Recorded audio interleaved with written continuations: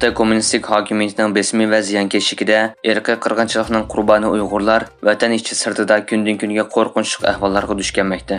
Vatandagi urug' tuqqanlar bilan yillardan buyon aloqa qilolmayotgan muhojiratlik Uyg'urlar ularning vafotidan oylab hatto yillab xabarsiz qolmoqda.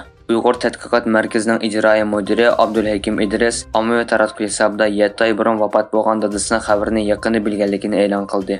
Ma'lum bo'lishicha, u 81 yoshli dadasi Abdulkarim Zikrulloh bilan eng oxirgi qatam 2017-yilda aloqalashgan ekan. Xitoy doiralari Sharq Turkistonga tajovuz qilib besib olgandan beri Xitoy oqqullarni har xil nomlar bilan Sharq Turkistonga ko'chirib kelgan bo'lib, yaqinqi yillardan beri atalmish Xinjiangni xitoylashtirish nomida Xitoy oqqullarni ko'chirishni davomlashtirmoqda. Bu qatam atalmish universitet o'quvchi fidoyilar mulozimati nomida Sharq Turkistonga maxsus tor bo'yicha Xitoy oqqullarni ko'chirgan. Atalmish Xinjiang gazetining 17-avgust xabar qilishicha, atalmish avtonom rayon doiralari 15-avgust Urumchida 2023-2024-yillik atalmish universitet o'quvchilar fidoyilar mulozimati nomida g'arbiy qism plani bo'yicha maxsus Xitoy oqqullarni kutib olish murosimi o'tkazgan. Xitoy uy mulk bozoridagi krizisning cho'nqirilishiga ergishib, Xitoyning eng chong uy mulk shirkati Xingda Amerikada vayron bo'lishni qo'g'dashni iltimos qildi. Bundaq bo'lganda, zo'r qarzdagi bo'lgan bu shirkat qarzdorlar bilan milliard dollarlik qarz qaytarish kelishimi tuzganda, mol mulklarning qo'g'dilishiga kafolatlik qiladi. Mazkur shirkatning 2021-yil qarzni to'layolmaslik sababli kelib chiqqan krizis dunyo bozorini zilzilaga keltirgan edi. Egilishicha, bu shirkatning pay cheki o'tgan yildan boshlab setilmagan.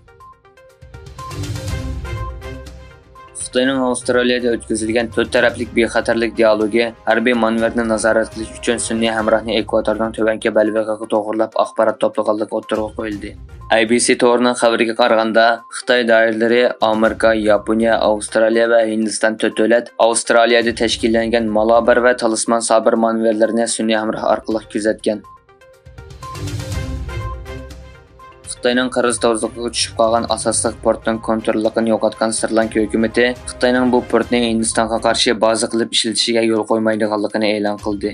Sri Lanka prezidenti Ranil Wickremesinghe o'z davlatining Hindistonga tahdid bazasi sifatida ishlatilishiga yo'l qo'ymaydiganligini e'lon qildi. Bu yana Sri Lankaning betaraf davlat ekanligini, Xitoy bilan hech qanday harbiy kelishim tuzmaydiganligini ta'kidladi.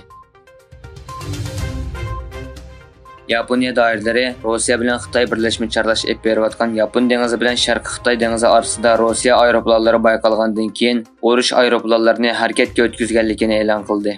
Yana bir tarafdan Rossiya davlat mudofaa ministrligi bayonotida Rossiya va Xitoy dengiz armiyasi paraxodlarining tinch okeanda birlashma chorlash va dengiz armiyasi manevri o'tkazganligini dalilladi.